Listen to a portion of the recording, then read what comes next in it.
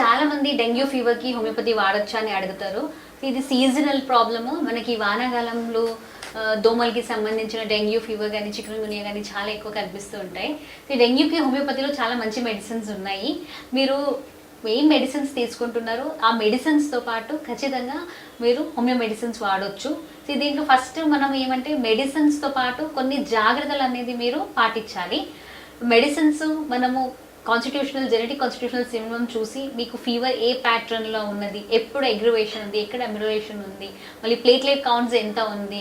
ఈ టెస్ట్ అయితే కంపల్సరీ మనకు. So platelet test, dengue antigen test, కొన్ని టెస్టులు అయితే ఏమై ఉన్నాయి అవన్నీ చెక్ చేసుకుని దాంతోపాటు మీరు హోమియో మెడిసిన్స్ని ఖచ్చితంగా వాడొచ్చు.